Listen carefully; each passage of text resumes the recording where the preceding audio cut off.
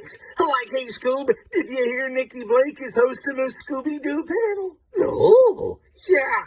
Like on today's Scooby-Doo episode, Scooby-Doo and Shaggy meet Nikki Blake. Yeah, and a Scooby Panel.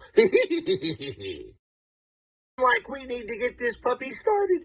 Okay, Nikki Blake, take it away, Scooby-Doo.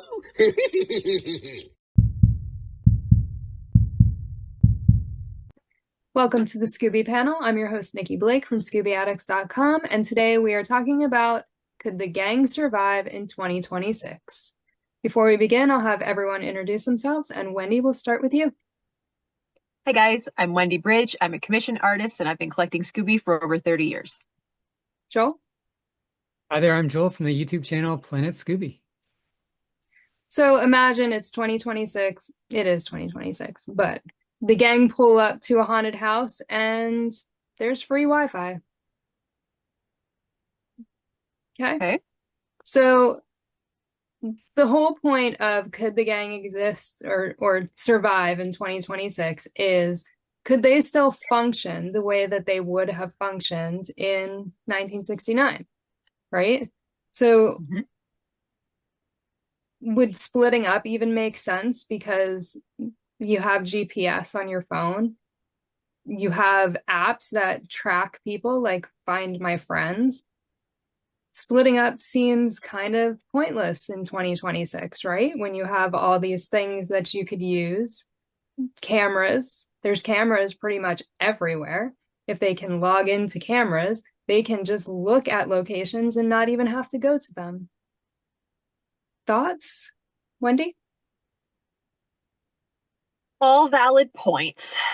However, I would argue that fundamentally, if you were out in any sort of situation, but particularly one where there could be danger, mystery, or the unknown, I would say that regardless of whatever level of technology you have, you probably still would want to buddy up. You know, we don't see the Scooby Gang going off on their own, so they're always paired up. So I think you would still need to be paired up for safety. But also, where would there would be no enjoyment if you weren't actually there to do it yourself. If you were just like watching on a camera or, you know, tracking something digitally. And I do think that there is a level of enjoyment to what the gang does for them.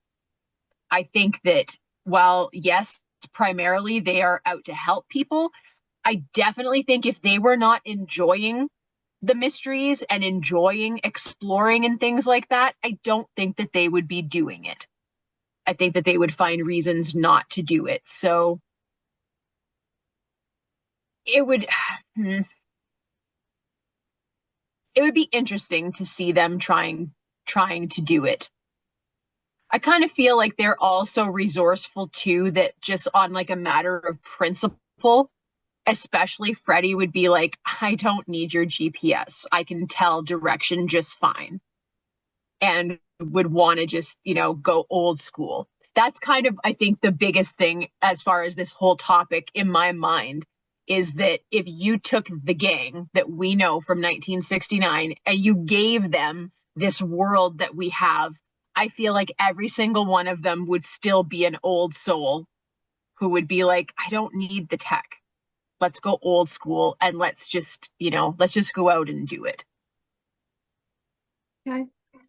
Joel, your thoughts on the use of GPS and apps like Find My Friends for the gang? Yeah, I could see them using the apps. I think Find My Friends splitting up, I think they do that to cover more ground. I think maybe with the apps, they could maybe take on more challenging cases. You're nodding your head. I'm just seeing out of the corner of my eye, but maybe someone could speak about that better than I can. I don't know where I was going. I knew where I was going with it, but I just do not know how to elaborate on that right now. But there's different apps for everything. There's like heat apps. You can, see the heat cool kind of thing. Maybe with these apps, Shaggy can figure out what's going on. Like right away, instead of Velma always going meow, meow, meow. With the apps too, restaurant apps, they could just plan, their haunted vacation trips based on restaurants that Scooby and Shaggy want to go on. So I think you can have a lot of fun with it. I don't think it would have the creativity or charm as the classic ones, though. Like the apps do take away a lot of the fun, but I think if you approach it in a certain way where you kind of, if we're viewing this from like in the audience perspective, not the gang's perspective, if you do it in a way where there's that familiarity with the app and you don't make the audience feel stupid, you kind of make them go, okay, try this out, and they do try it out and it kind of works, or they explain an app that doesn't exist, but the user knows they have familiarity with the apps. They can go, oh, that's cool. I never would have thought that. I don't know where I'm going with that, but that kind of direction. I don't know. I'm just, this is what you get when you don't send us the questions. Yes, that was intentional. You're welcome. Yes. So much. So GPS would also mean that a lot of the premise of how they stumble upon these locations is gone because they're always going to know where they are. They have a GPS. So that kind of takes a lot of the, I guess, mystery out of it, right? Mm. Do you agree? Not agree, Wendy? Yes, although I would say there are so many mysteries, though, where what happens is they run out of gas or they get a flat tire, and there's really no tech for that. I mean, the gas gauge, but clearly they already ignore that even in their own time because they're constantly running out of gas and no one has put an extra gas can in the back of the van yet. So in that regard, I think it would still be similar where they could still feasibly stumble upon things. I think if you really want to get modern, make the van an electric vehicle, and then they'll be running out of charge everywhere. And there'll be no place for them to even, what are you going to do? Push the van to the next service station that has like an EV plug in it? I mean, I don't want to watch that though. That sounds absolutely dreadful. I don't advocate for that. Joel, your thoughts on them having GPS and always knowing where they are? Yeah, I agree with what Wendy said. If I could add a bit more, it would be maybe like sometimes they're already like Foul Play in Funland. They're on the beach already, just having a hot dog or clam bake, I forget. Or the Captain Cutler episode where these monsters just kind of appear while they're already at a destination. So there's that. There's when they're in the malt shop and they read it like a newspaper article. So there could be kind of that maybe set up where they're in the malt shop and they're just on their cell phones and Velma reads up on something on her phone and they don't know where that is, but they can just pump it in the GPS, go there. A different perspective I'm thinking is because everyone has GPS and there's all this like viral content and influencer content, I'm like thinking, are they going to be like going to these places and there's going to be like 20 other YouTuber channels who want to do these haunted places or these mysteries? That's where I can see a danger too. But it could also be some fun. Writers could have some fun with that too. I do see that in 2026 they could have competition. Yeah. Mm-hmm. Yeah. I didn't want to say that because I didn't know if you're leading up to that later on, but I went with it anyway. So they would most likely be arrested for trespassing for going to a lot of these places now. That would make it much more difficult for them to be able to be snooping around trying to solve a mystery. Thoughts? Joel, I'll start with you. Yeah, there's cameras everywhere. Everywhere. Even in neighborhoods, people's doorbell cameras. Police use them all the time to verify where people, someone might have did something and then said, "Oh, I went out for a walk with my dog," and then they say, "Oh, map out your route," and the person does, and they check on people's houses and they can see, if that person was there or not. And usually they're not because they're liars. But there's cameras everywhere. Like even these remote places, I'm sure they have security cameras. People I work with, they have cottages. They have like 9 security cameras just watching their cottage at all times. So yeah, they would be in probably jail a lot for trespassing or stern talking to, depending on the police officers. But in this day and age, the police want to charge you with everything, and they will, Then, especially if you're multiple offenders.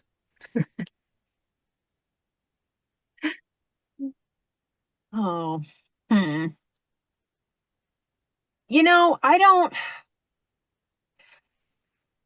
I'm not going to disagree at all with what you said, but I honestly wonder if today people are so like,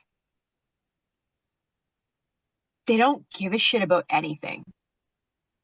So I don't know that anyone would necessarily care. Because if you think about it, like they're not usually, I mean, not like it never happens, but they're not typically going into like somebody's house, like unless it's an old haunted mansion that looks abandoned and it's in the middle of nowhere, where I feel you would be less likely to like have the neighbor see you and call the police or something like that. So I don't know that they would necessarily be in a place where even today people would immediately be like, oh, you shouldn't be doing that, because I feel like anyone who was not involved with what was going on would just like see them and be like, oh, look at those stupid kids. What are they doing? Who cares? And they would just like walk on. Like the sorts of things that people will just ignore today. You can find all kinds of news articles from all over the world, including North America, which is pretty sad, um, where like people are being assaulted in the middle of a street, and either everyone is just walking by and pretending like they don't see it, or they're like they've got their, and no one's helping. So I don't know. I think that they might be left alone to do their own thing. I don't know that they would necessarily end up in jail. I guess it would depend on where they were and what was going on, because thinking of an episode like Make a Beeline Away from That Feline, and they go to Bixby Jewelers and, they're investigating, but they don't go in until after the break-in. They meet the owner, and then they ask the owner permission to like look around, and he says yes. So I'm not sure that you would have too many opportunities where they would like be in a place. I mean, obviously they go to places that they maybe shouldn't be, like obviously breaking into a museum, but in this day and age, would they be successful? Probably not. I mean, I know that they can crack safes and stuff like that, but I don't think that they would be a match for like a bank security or a museum, things like that. So even if they tried, I don't know that they would get far enough that they would like get caught and get into trouble for that. I'm not sure. So I think that on this regard, they actually might be okay. And like, not to jump the gun in case you go someplace where I would want to say this later on in the conversation, but I feel like the hardest thing for the Scooby Gang to live in 2026 would be to see the attitude of all the people around them and just how unwilling people are to care about anything that does not directly involve them. I think the Scooby Gang would be what they had a hard time with, because if they were to see something, somebody being accosted or like a robbery in progress, and saw bystanders either doing nothing or literally just pretending like it wasn't happening, I think that they would just be so distraught and disgusted by that would be the hardest thing for them living in like our time. You mentioned that you think people would just leave them alone if they were going into like a haunted place or a abandoned place.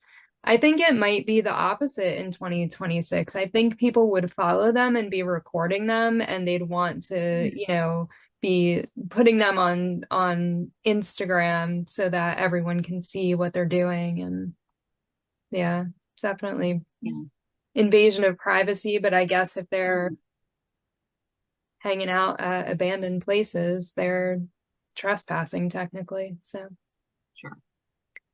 Sticking with being arrested, we all love a good unmasking, right? But in 2026, you would think that them unmasking someone would be considered assault. Thoughts? Joel? I'm a thinker. So are you saying I should choose Wendy first all the time? No. I think Wendy's a bit of a thinker too. You go right ahead and answer. I guess you probably have to be a case by case scenario there, and probably come down to lawyers. Who's got the better lawyer? Because you hear of, I don't know, it's probably depends on what region, what state you're into, the laws. If they're maybe like filming the unmasking, there's hard evidence that they maybe assaulted them, but if it wasn't filmed, are you gonna believe that the criminal or sweet Fred Jones?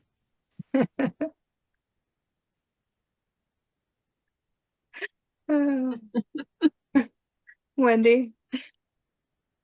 I definitely do think, Nikki, that you make a good point here.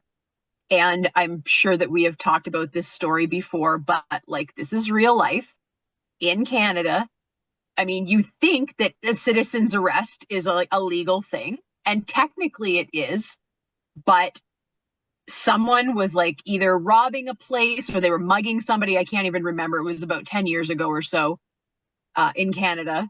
And the citizens grabbed him, threw him in the back of a van, locked the van, called the police, and were like, this guy was robbing the place. We've caught him. Come and get him.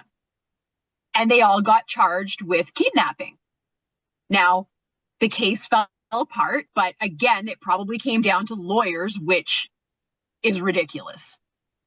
So I definitely could see that being an issue for them where, yeah, they're trying to do the right thing, but 2026 doesn't really care about the right thing the majority of the time. And I could for sure see them getting into trouble, trying to go after the bad guys themselves, especially in a time where it's very much discouraged for people to do things. It's like, oh, if somebody's robbing you, like, just give them whatever. Just give them, don't fight it, don't do this and don't do that.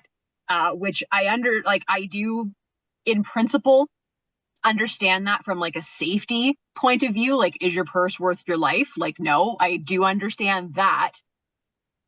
But then there's just so many times where it seems like the justice system and the law really doesn't put a lot of effort into finding the criminal that you let get away. In spite of that, though, they are very like, don't fight back. Don't do this, don't do that. And that is like the antithesis of what the Scooby Gang is about. They're like, no, if we see you doing something wrong, we're going to say something, we're going to do something and get out of our way because we can do it better than the police. So yes, I could see them unfortunately getting caught up in that really backwards bureaucracy of like, we claim that we want justice, but do we really? Or is it just like a bigger version of, doesn't affect me, I don't care, I don't see it? Because it's sort of, I don't know, it feels that way to me sometimes. And yeah, I think they'd have some trouble with that. Yeah. The mystery machine. The Mystery Machine is bright, it's colorful. I mean, it probably would have stood out in 1969, but in 2026, all you see are neutral colors now. It's like you barely see cars that are like red or blue. It seems like they're all white, gray, black. So the Mystery Machine would stand out very much in 2026. Not to mention there's license plate readers and traffic cams. So they're not going to be inconspicuous. They're always going to have people following them because, you know, Mystery Machine, people love it. They're going to want to see it. They're going to want to take pictures of it. Your thoughts on the Mystery Machine in 2026? Wendy? You know what? The gang would probably go viral. That's the truth of it. They would probably go viral really quick online. How they look, what they drive, what they stand for, what they're trying to do. You know, 1 million followers overnight. I could see it happening. That could work out for the good. It could work out for the bad. You never know. But then again, in spite of, like, you're absolutely right, the way that you described the vehicles, but in 2026, I feel like there are, like, forgive me, I don't know how else to say this, but there are so many weirdos, and weird has sort of like become the norm almost, I feel.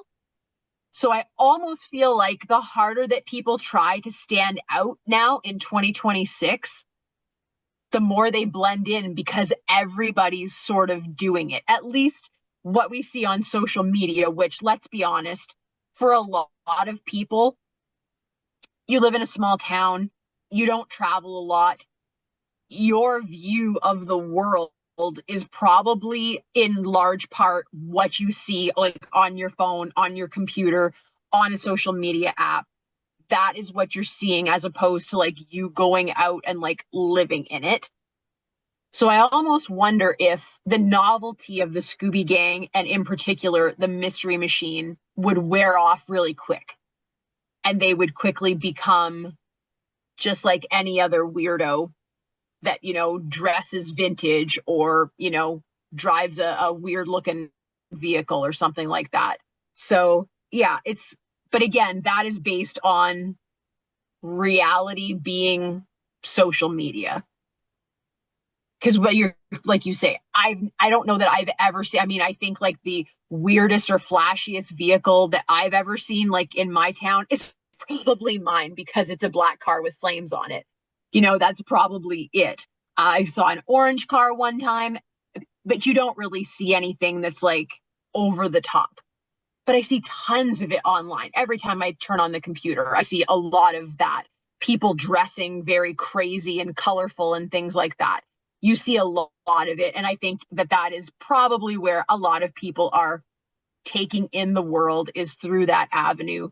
And so in that way, maybe the gang's 15 minutes of fame would literally be 15 minutes, and then they would be sort of forgotten, and they would like blend in with the rest of like the social media, like, ooh, I'm a freak, you know, like that's like something that we're proud of or something today. Like, it's a thing. It's a thing. It's just the way that it is. I'm not knocking it or anything. It's just, you know, a lot of people want to be different today. It's the And so, attention. absolutely. And I'd like, obviously the Scooby Gang would not be doing it for the attention, but they would probably really quickly get grouped in with those attention seekers because, like, wow, look at them. But yeah, I mean, I like in 2026, I would probably like follow a Mystery Machine down the road to take pictures of it. I would. I definitely would, yeah. Joel, your thoughts on the Mystery Machine in 2026? Yeah, I definitely would notice a Mystery Machine. Someone in my city, they got one of those Tesla Mad Max vehicles. I forget what they're called, but everyone knows what I'm talking about. And you cannot help but notice that thing. And I've seen it like I don't even notice anything when I'm driving, but I notice that car. Like, you just I see it all the time when I'm driving, and ask me about any other car, I'd be like, oh, but I know that one. I wouldn't follow it though, and I don't think I'd follow the mystery machine more than once. First time you got to, but after that, let them do their thing. And they could always use that to their advantage too. They could go incognito. They don't have to just always drive the mystery machine. They could have if they want to be stealthy, they could just pick in like a Ford F-150 or something, or an Amazon delivery van, or you'd never know. It's 2026 and cars cost like $700 a month. So how are they going to afford a new car and the mystery machine plus gas isn't Five of getting them. very expensive. There's five of them, and Scooby inherited Colonel Sanders', Confederate money. It's gotta be worth something. That's true. Today it would be. Mm. It's a good point. Get those old Confederate uniforms the Duck was using. Just sell them on eBay. Yep. And there's used cars that are you get like a beater. They're $500. I Expensive on haven't seen gas. many cars for $500 lately. Even the used cars are pretty expensive here. Well, the used cars from the last decade, but the used cars from the 90s, they're pretty cheap. And they See, just about as now reliable as you'd a need mystery machine. now you'd need a license, like a license for the vehicle though, and insurance. Otherwise, they'd be getting ticketed all the time. I think that's where their cost would come in. I don't think that would have necessarily been a problem in 69. But like, yeah, even if they got it for $500, like how much are they then going to pay in insurance and stuff like that? That might be what gets them. Yeah. Thought with the mystery machine would even get safety in this day and age, with how much often it breaks down. Good point. I mean, the heater doesn't even work.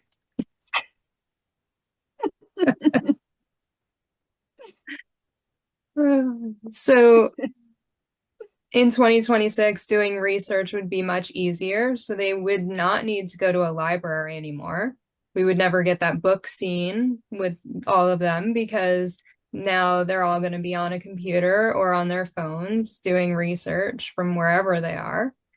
They have access to public records and digital trails, and they can track a lot of information through social media on whoever it is that they're looking for. So I feel like we would not get a 20-minute episode out of that if they are quickly able to just get the information that they need and then move on to the next thing. Joel, thoughts? That is a challenge, getting all that information at your fingertips. But then there's also you can hide things in too much information too, right? Like there's too much going on. You could have maybe some wild goose chases or something, or some side quests. I don't even know where I'm going with this. Um, I think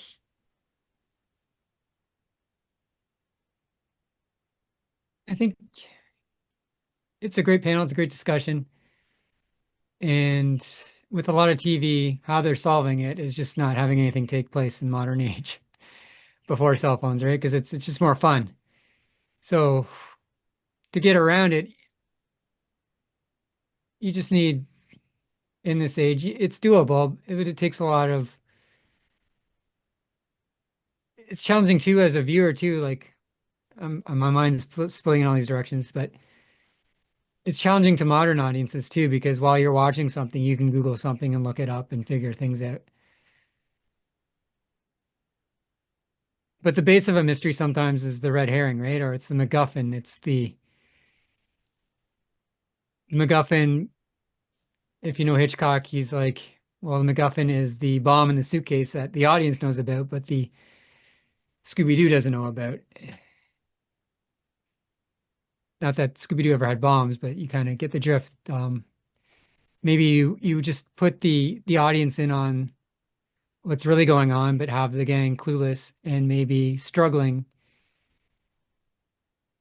with the information, even though they can get it straight hand, maybe just skew it somehow. I don't know. Nikki.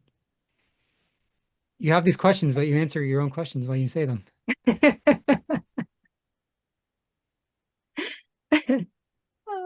Wendy, your thoughts on research at their fingertips? I mean, let's just say, because this is my situation. So I have a phone. It does not function as a phone.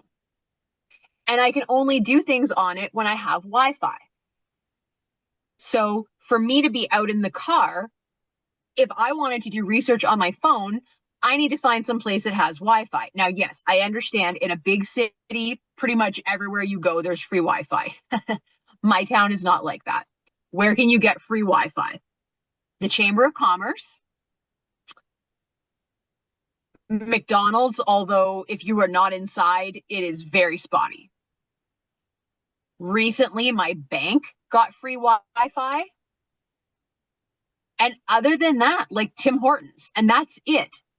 And these places are like, even though it's a town, you're not walking to any of these places. They are like off of like the main drag, which is like not the main drag you're thinking of if you live in a big city. And everything is like spaced out. So you would be driving to any one of these locations. You would not just be like walking up and down the street. In the area of my town where you can walk up and down the street, there is no free Wi-Fi anywhere to be found. So if the gang were in a similar situation, which I think is fairly, I mean, I guess a lot of people wouldn't think it was reasonable, but I mean, I don't have a phone plan because I can't afford that. It's too expensive and I don't have that much of a need for it. Bunch of teenagers, price of gas. I don't know if anybody saw the price of gas this week, but holy mackerel. So, and they want to be solving mysteries. They don't want to have like a 9-to-5 job. I think it would be reasonable to assume that even if they had cell phones and computers, they might need to go in search of some Wi-Fi.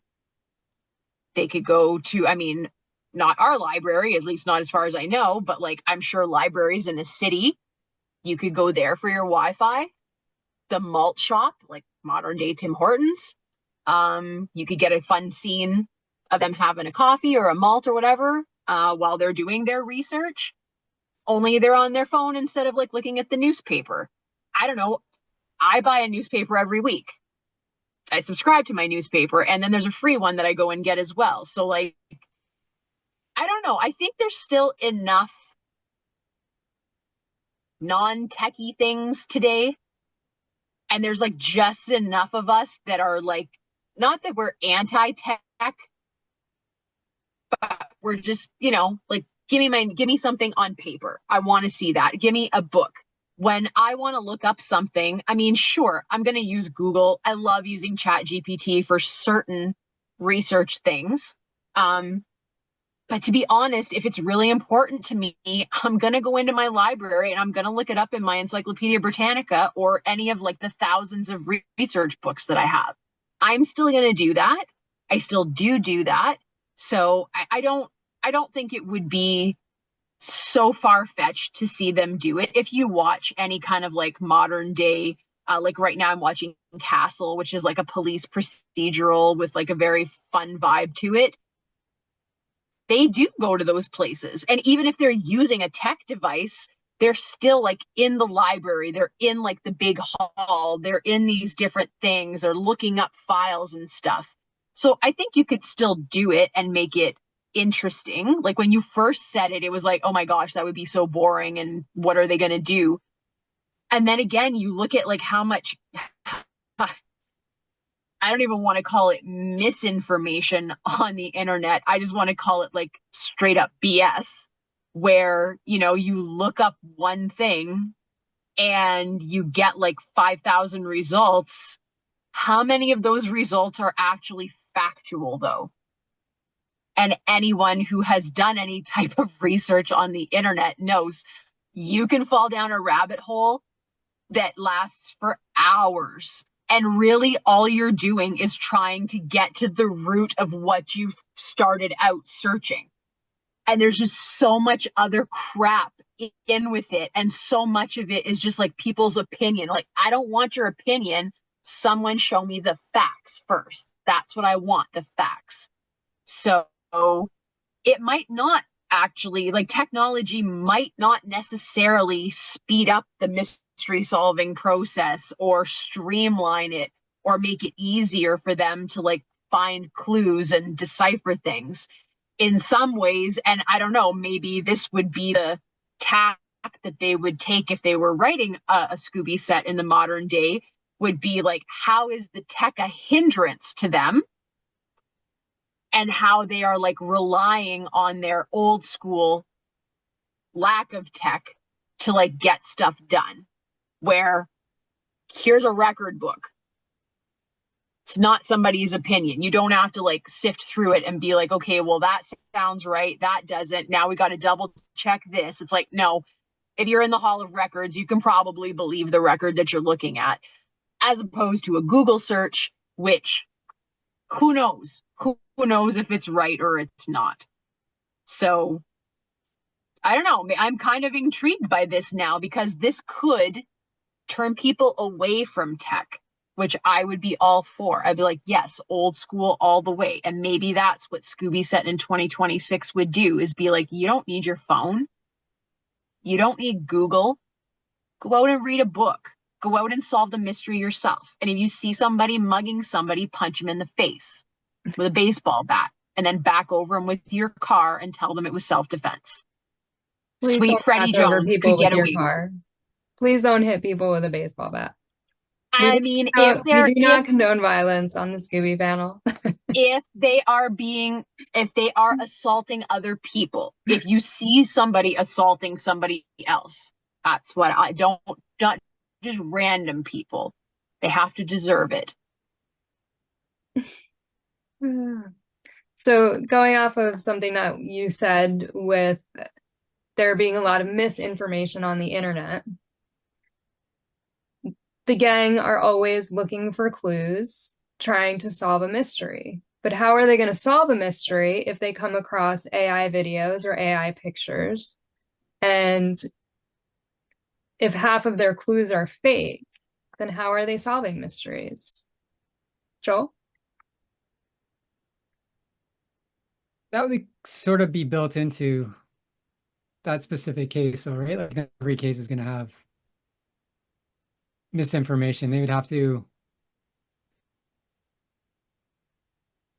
stumble upon that specific thing on the internet, I suppose, I imagine. And now, too, with AI bots, they're commenting on everything. So, like, I swear everything I read in the comment section is a bot now. And you can kind of pick it out after a while, but it is getting more realistic. Yeah, I mean, that could be like the theme of the episode, is the misinformation. Maybe red herrings behind it all. It's a perfect world for red herring to do that. That's all. I'm just going to leave it there. I'm just going to leave it there. Wendy, your thoughts? I think the real question here is like, would they just give up? Like, honestly, the Scooby Gang in 2026, would they get so fed up with all of the things we're talking about, with how complicated the most simple actions have become, which I would argue that in spite of all of our tech, it has actually made things that are really simple more complicated for absolutely no reason. Like, would the Scooby Gang just be like, you know what? Screw it. Who cares? And just like stop doing what they do? Because I could see them getting so frustrated with all of it. Now, specifically to this question, maybe the Scooby Gang would pivot and they would, I don't know, start a blog or a podcast where, you know, Velma's like, we're going to debunk all of this misinformation. We're going to debunk these AI videos. We're going to teach you how to see the AI videos and recognize the BS for what it is. Maybe that's what happens to the Scooby Gang. Maybe the only way that they can do something to give back is not necessarily solving the mysteries anymore, but it's helping people, you know, navigate navigate through all of this misinformation and just the crap. The crap that I'm not going to say it didn't exist in 1969, but I don't think it existed on the level that it does today, or it was at least nowhere near as prevalent. Because like Joel said, you like pretty much everything you click on today, I would like conservatively, I would say like 60% of it, that's conservatively, is some type of AI or bot or someone regurgitating what they saw an AI or a bot saying. And that's a huge amount of like what is out there. So yeah, I think maybe the Scooby Gang would actually sort of pivot in what they were doing and sort of go on like an awareness campaign to teach people, you know, hey, don't fall for this stuff. This is a scam. And those would be the villains that they would be sort of going after. Which, I mean, I guess like it would be original. It would be them technically still solving mysteries and putting bad guys away, but on a totally different level. It could work. In 2026, there are news articles about everything, and it's available no matter where you are. So anywhere in the world, you can get the news for anywhere in the world. That means that the cases that the gang are solving are probably things that have been in the paper or in news articles. That would leave it open for internet sleuths to figure out the mystery and solve it before the gang does. What are your thoughts on that, Joel? Yeah, that's a good point. I think it somewhat ties into when he was talking about with Velma becoming a podcaster, becoming an internet sleuth. And maybe they just leave it at that. Maybe they don't, if they can't afford a second vehicle, how are they going to afford plane tickets to Rampoo along with their mystery machine, you know? Plane tickets cost way more than a brand new car. So no more Scotland for them, no more, you know. So maybe they just become internet sleuths. Maybe they have a little, let us help you and solve these cold cases. There's still like, sure, we have internet sleuths. And just speaking of cold cases, the police have a backlog of cold cases going back 60 years. A lot now they're kind of solving with DNA evidence. You hear that come up quite a bit, but maybe those cases without the DNA, the gang could get on that. They could have, you know, a little PayPal, what do you call it? Where you can, you know, subscribe to someone, but go give them a little money every month to fund their travels or fund this case, or, you know, the people pick the case and they actually travel. Because, yeah, people are solving these cases. Sometimes they're not. Like if you listen to a lot of these podcasts, they're not actually solving anything. They're just kind of going over the facts, saying, I blame this person, it's this person, the police got it wrong. And maybe it is that person, but the police don't have the evidence, or the police know something we don't know, or there's things they had to keep out of the media that, you know, these podcasters don't always have all the information. They only have what the police have released.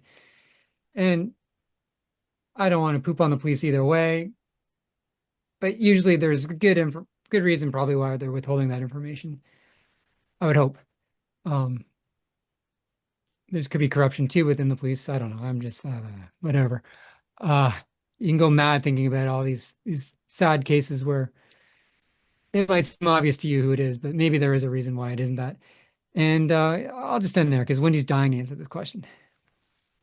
Yeah, Well, before she says anything, like you brought up how, you know, the podcasters are like pointing fingers a lot of times. Yeah. And I feel like it's a lot like documentaries. People write documentaries the way that they want you to see the people that were involved. Right. So it's similar to what podcasters do. And like you said, maybe they get it right, maybe they get it wrong. I think once, you know, someone is brought up on a podcast and they are talked about a lot and they are you know, now because these podcasts are listened to by thousands, millions of people, whatever. Yeah. I think the guilt gets to them, and they probably then, you know, are either telling somebody that they did whatever it was, and then that's why they're getting caught, or DNA, or, but I know, I think anybody who was being talked about a lot and in the spotlight because of something negative is going to feel something, you know, whether it's guilt or shame or I don't know. It depends, like psychology wise, some people don't have these feelings. Yeah, Yeah. that's true. Wendy, your thoughts on internet sleuths? I think the gang would welcome outside help if they were working on some kind of case, you know, and other internet sleuths were like, hey, we were watching this or we were looking through this and we saw this, maybe it's a clue, and, you know, like texted it to the gang or whatever, put it on a message board. I think that they would actually like, I don't think that the Scooby gang would ever like be in competition with people to like, oh, we want to solve it first. Yeah, I don't think that would happen with them, because I think for them it is genuinely they want to help people. So if they had, you know, people that were listening to podcasts or doing whatever, you know, their own sleuthing on the side and were feeding information to the gang, I think that they would probably welcome that and be like, okay, well, that seems like a credible tip. Like, let's look into that. You know, these persons seem to have done their research. Like, let's look into that. And I think that they would probably be very grateful for that, to be honest. I don't think that they would have any issues with being aided in what they're doing, because again, for them, I think that no matter what time period they're solving mysteries in, at the end of the day, those 4 kids and that dog, their integrity, their own character remains unchanged. And they're not in it for the fame. They're not in it to make money. They're not in it for recognition or, you know, attention. They just want to help. And if they're in the right place at the right time to do that, then they're going to do it. And so I think anything or anyone that aided them in that, they'd be like, great, bring it on. You have tips for us? Tell us.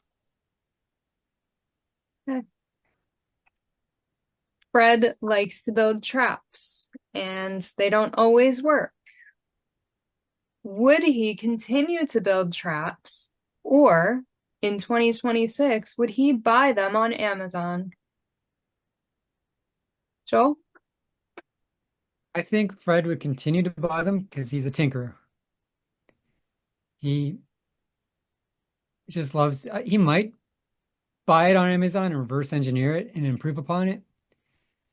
But I think with technology now, he can kind of pre-test the trap out using like little physics software programs on that, you know, Velma could write for him on the computer, where you have, you know, some physics engine where you can test out on the computer screen what happens when someone steps on this thing that triggers this, that triggers that, that drops the villain. And you could also incorporate cameras and technology to ensure, you know, maybe lead the criminal or the person where they want to be. Like you could plant like a walkie-talkie or something to pretend they're in another area. So the person in the costume goes in that area. 3D printers to like do little mini traps to, you know, it would take them hours to print them off, so you couldn't really do it during an episode. But if they had like a little time lapse next day or 5 months later, you know, that little message, they could, you know, little 3D little things, little mock-ups. I think Fred would have a lot of fun with the modern technology, combining it with old school thoughts. I don't know, old school. I'm at a loss for words today. Old school something or other with, you know, modern day, just marrying the two, hybrid thing going on. That's what I want to see. Wendy, do you think Fred would make his traps or buy them on Amazon? Okay, what Joel said But also, let's be honest, in 2026, Fred and Scrappy are opening their own trap business where they build the traps and sell them to other people. Okay. What would you call that business? Trap and scrap. Ooh. Scrap and trap. Something like that. Yeah. Okay. Trap and scrap. Yay. Okay. He's always got to make his appearance. Yes, he does. So in 2026, if they were solving mysteries, they would probably need to have a background check and fingerprinting done just because of the work that they're doing and the people that they could come across, whether it's children, vulnerable adults, whatever. What are your thoughts on that, Wendy? Well, I mean, they'd pass, clearly. Maybe, I mean, I don't have a lot of hope for this, but a girl can dream. Maybe they would end up in a town where the police force was not corrupt. And they could have a relationship with the police like Nancy Drew did, where the police just were like, okay, that girl knows what she's doing. Her dad's a fancy lawyer. They're trustworthy. She's a good detective. Nancy says so, then we're going to go with that. And they just accept it. So hopefully the Scooby Gang, clean record, helpful, respectful, diligent. Hopefully that would be welcome in the community. So it just none of that stuff would be an issue for them. That's my dream for them anyway. Joel, your thoughts on background checks and fingerprinting? Yeah, I think that's the direction to go in with what in regard to what Wendy's saying. There's four different ways to approach the question. It's is it we're looking at from the audience point of view, we're looking at from Scooby's point of view, we're looking at the modern reality point of view, and Scooby-Doo has never really been reality, right? There's always been it's close to reality, but it's close to in some ways, but it's because they have plausible explanations, but there's not many cases in the 60s where we had mass villains, right? So in a way, it's not reality. It's fantasy combined with reality. So just approaching this from a writing point of view, I like Wendy's concept where Scooby-Doo's in with the police. Maybe there's a family member who's a police officer and he kind of maybe lets it slide, or there's many ways you can take that scenario. Fingerprinting, that's fine, but that's not where I'd want to see them go. I don't want to see them living in a police state. I admire what the police do, but it's not perfect, and I don't want to see people fingerprinted, and I don't want to see the way the internet's going, what they want to happen. And what we've seen in Australia is all social media is banned for everyone under the age of 16. Great, but everyone over the age of 16 has to prove their identity. Right now, they're just doing that with you squint in a camera and some AI thing goes, yeah, that guy's older than 16. Not perfect. But eventually, well, they want a driver's license numbers. That would suck because identity theft on the internet for one, and then is the government tracking you? And who cares if the government's tracking you, but if you're not doing anything bad? But in the States, you have that split in politics, and what if one side of the politics, sees you complaining on Facebook or whatever about them, and then hassles you for that? There's just so many bad ways you can go with this. So not to turn this into a political thing, but fingerprinting just triggered me, I guess. But yeah, it's a writing thing. I like Wendy's vision. It's fun. Hmm. Would villains be smarter in 2026? And do you think that they would use AI and deepfakes? Wendy? I don't think they'd be any smarter because I feel like villains today, like real world villains, are no smarter than they ever were. They can hide behind a bunch of tech, but at the end of the day, they're still getting caught. They're still making mistakes. So I don't know if they would see today's villain would look so different than the villains of Scooby's 1969. Because today, the villain, oh boy, this is just going to be political all the way through, isn't it? It's just no way around it. Villains today are more like hidden in plain sight, as in they're not really hiding. We're just pretending that what they're doing is not villainous. Whether it's the scam call that you get at 3 o'clock in the afternoon, where someone's like, if you go and buy $500 in gift cards and you mail them to us, we'll send you $750,000. There's that. And like, how do you even fight that?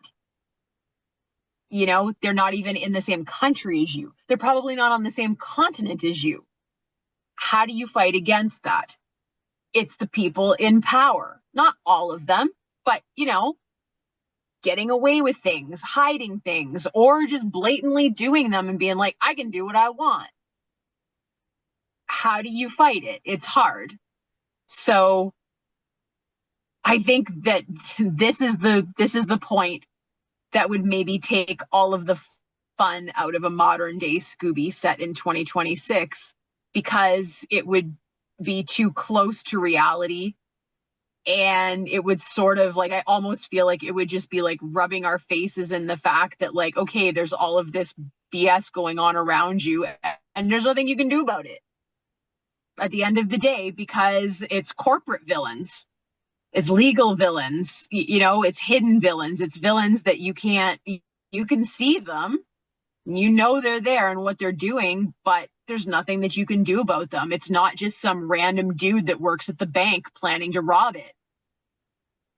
It's not that simple anymore.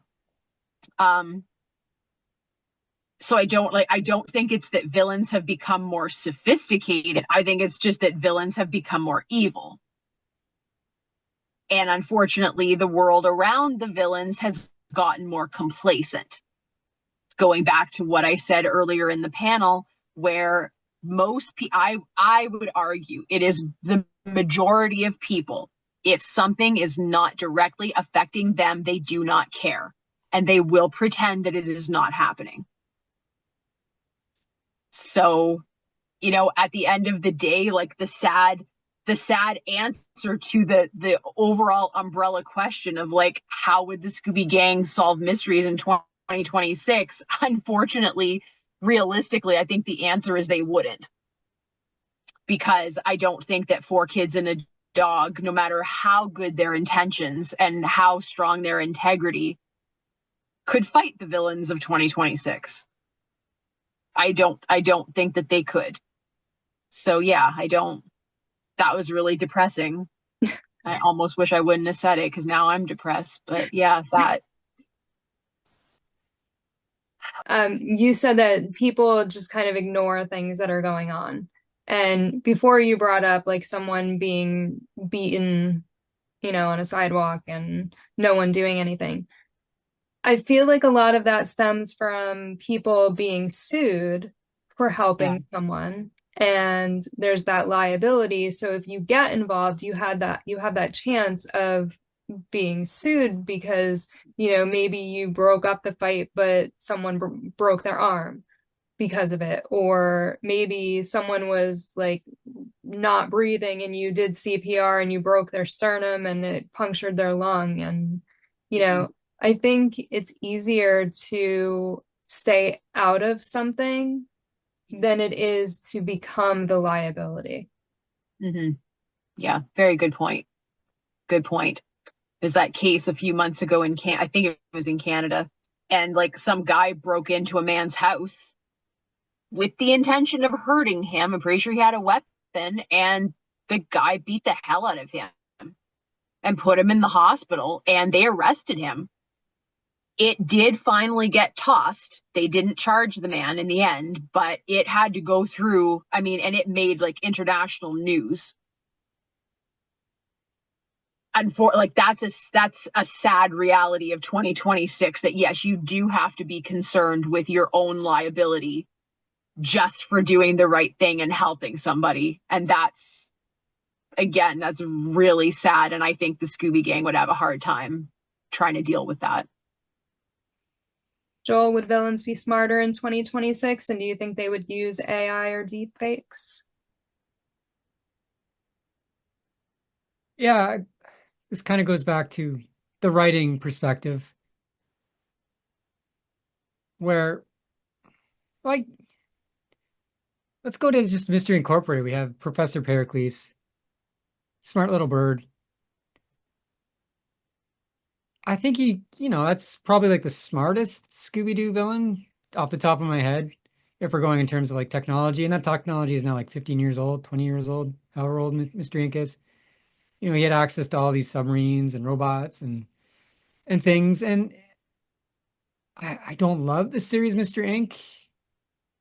I feel like I could love it, but I just could never get past the Velma personality, for one thing. And there's other issues, but there's a lot. I paper value. That's the series I should love. So if we look at it like that kind of way, you can make it work with a smart villain. You can make it work with a dumb villain. Like in reality, a lot of villains are dumb because they think they can get away with it. And in reality, sometimes those dumb villains are right.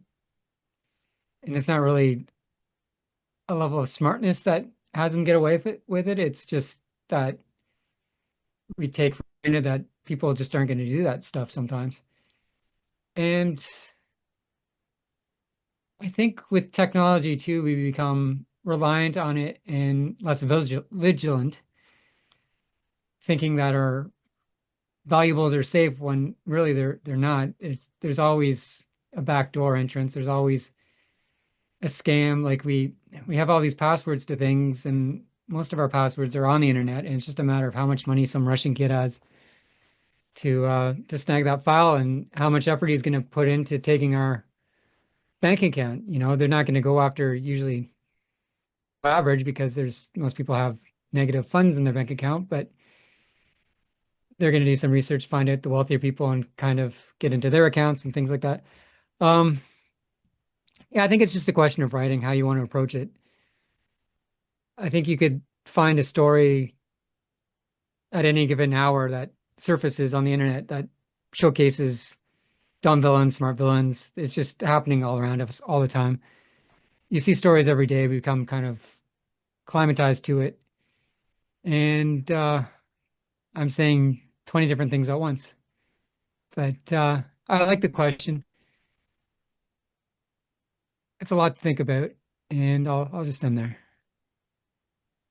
I do think that a lot of villains now would probably use AI and such to hide things, because like Wendy said, they're openly villainous, but I think that they would need to be able to hide things, and I think AI would probably be their best option for being able to do things like that. Yeah, just speaking about that, there was an app. I think I've told you the story before, just not on camera during a podcast. But there was this app 15 years ago for Saw 4 when it came out, and you could type whatever you wanted into it, and it call the phone number of any number and say your message in that Saw voice. You know how that Saw movie, that hello, whatever, you have to do this. I don't do the Saw voice very well. And it was free, and I was using it to call my friends, and I wasn't doing anything sinister with it. But I worked with this girl who later on I found out was one of these criminal type people. And she 3 years later, she got busted for smuggling drugs and stuff. But even then, she had like a defense lawyer for drinking and driving, which I didn't know about. And she's just a bad person, I guess. And I showed her this app, and like literally 1 hour after I showed her this app, the police showed up because she used this app, which was tracked and technology, right? And I guess she used it to terrorize people. And yeah, the police showed up. I was at work and I was just like, huh, I guess I shouldn't have shown her that. And then I was even more pissed because then they took the app down. So like thousands of people use this app, no problem, just to, spook their friends in a fun way. But she took it too far, and yeah, it's always been going on. And just if you show someone an app that you like, don't show like someone with a DUI offense where they've, probably killed someone. Moral of the story. These are usually our Scooby Panel After Dark stories. Yeah. Let's talk inflation. How would the gang afford gas for the mystery machine or insurance or any upkeep with it? How would they afford travel expenses or afford to replace all the things that they break, which they'd probably end up going to jail for breaking all of the stuff, but at some point they'd also have to replace it. I would see the gang doing a lot of community service. I feel like they'd have to do a lot. Yeah. What are your thoughts on inflation, Joel? Yeah, even Fred's Trap's gonna run them. Like he couldn't even afford the Amazon version. You have to get the Temu version, right? Like the $7 trap, which is just a picture of the trap shows up. So yeah, they're screwed. Gas, yeah, plane tickets, it's no more like cruising along the coastline. You can't cruise. It's A to B, you know. Food costs, like how are they gonna eat all this? I guess they could go to buffets and stuff, but restaurant people have their own costs too. They kick them all out. They'd be banned from so many buffets. And yeah, it's every one of them's pooched. Daphne, I mean, she just wears the one dress, I guess. But she wants to make a Shaggy Shack. That's not even cheap. All those anchovies, they cost money. Yeah. Wendy, your thoughts on inflation? Yeah, I think the food would be the worst for them. No more Scooby snacks, or they'd all have to be homemade Scooby snacks, but even ingredients are crazy expensive too. This might be the one and only time where I would go along with the more modern backstory that like Daphne's loaded, that her parents are rich. Because honestly, I would have, like, normally I don't like that, but she could be a more responsible rich person where she's not a snob, and we just wouldn't have to worry about where the gang is getting their money from because Daphne's parents are funding them, or Daphne's trust fund or whatever. Daphne's allowance, it's fine. Daphne's rich. They can afford what they're doing. Because I feel like the only realistic alternative, but I just have a problem. I don't think the Scooby Gang would do this necessarily. Not that there's inherently anything wrong with it, but I'm not the craziest about it, so I don't know that they would do it. But realistically, the alternative would be trying to build a social media presence where you have followers donating money, donating supplies. I mean, I am honestly shocked at how much money random people are willing to spend on someone that they don't even know. oh, I have a dog that does tricks and it talks to me. I have a YouTube channel.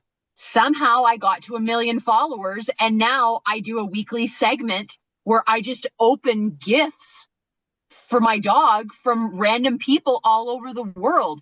Here's my Amazon wish list storefront, whatever, you know, these are the treats that my dog likes. Like, that's a real thing that people do. And I don't understand where random people are getting the kind of money to give that kind of stuff to random people. It makes no sense to me, but I see it all the time.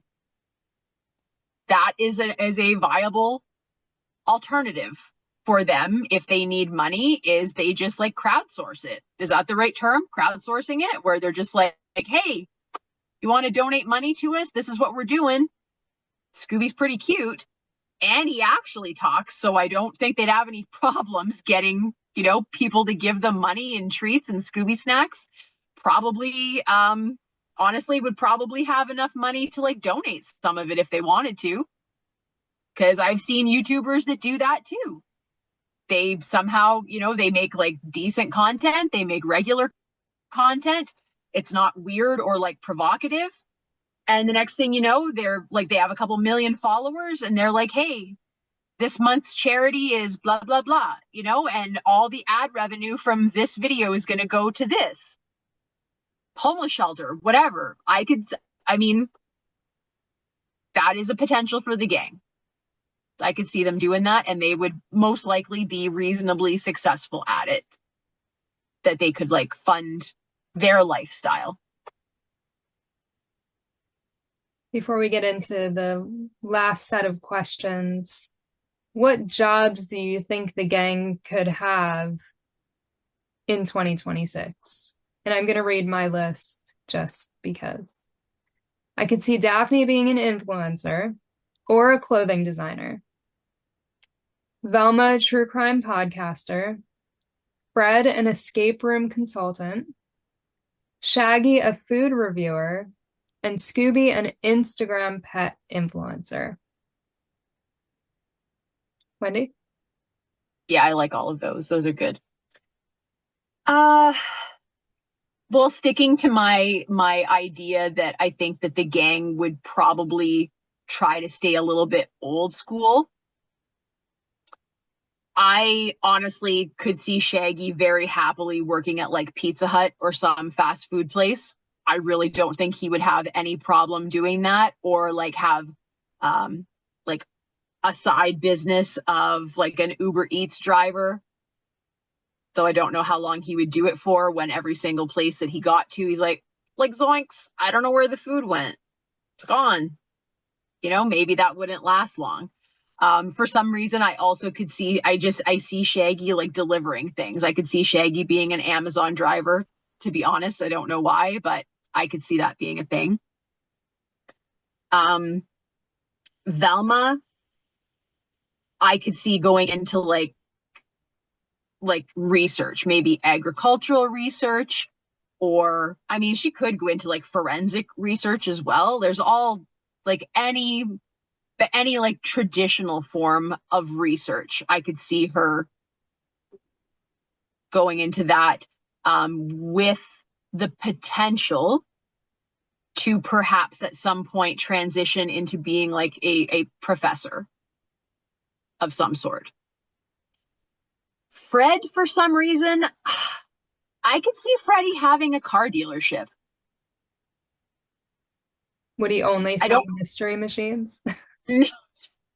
No, I think Freddie would sort of cater towards like the classic car enthusiast. So he would be a very niche car salesman for sure.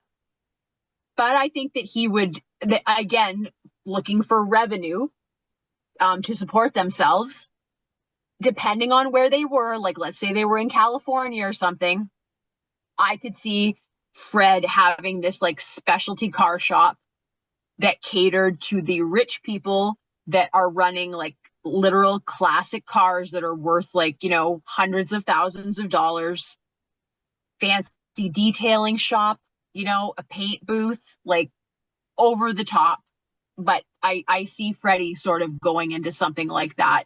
And him not being the one doing the work though, like Freddie's the one behind the scenes, like building the business, the face of the business, you know, coming out, greeting people, like getting the deals done and everything. That's kind of how I see Fred. Daphne, I honestly just see Daphne working at like a clothing store. Or for Daphne, I'm going to be the most realistic, also given her age. Still thinking of her as a teenager. Honestly, I could see Daphne working at the makeup counter in Sephora or even Shoppers Drug Mart, which is actually pretty high end when it comes to like cosmetics, and they have like a huge, oh my God, I can't even go in there. It's way over my budget, but I could see her doing something like that where she would be interacting with people. Like she's not a teller. I don't see her doing that, but she's at the counter, you know? Daphne, I think back in like the 1950s would have made like the quintessential counter girl at like a big department store, you know, back when it was all fancy and stuff. I think that she would have been in her element. And the 2026 version of that, I think, is like a makeup counter or something like that, or a clothing boutique. And Scooby, I mean, Scooby shouldn't have to work. He's just a cute dog, you know? So I will completely back the idea that the gang is like, at least one of them is running a social media account for Scooby. And he's making revenue. Just, oh, here's a cute video of Scooby sleeping. Or here's Scooby getting scared of himself in the mirror. I would follow. I'll drive up those views for sure. Yeah. So what jobs would you give the gang? I'm going to cap their age at 22, except for Scooby, because in dog years he'd be dead. Shaggy, as a teen, he didn't really discriminate between food. Like, food was food. Chocolate covered corn on the cob is just as good as something really delicious. He doesn't care. He just wants calories, he just wants the energy.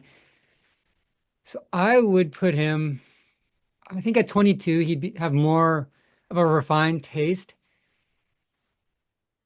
but not like snobbery taste. But I think he'd hone in on something, and he'd be one of those restaurant owners who does one thing really well. Like he'd make this one fantastic sandwich really well.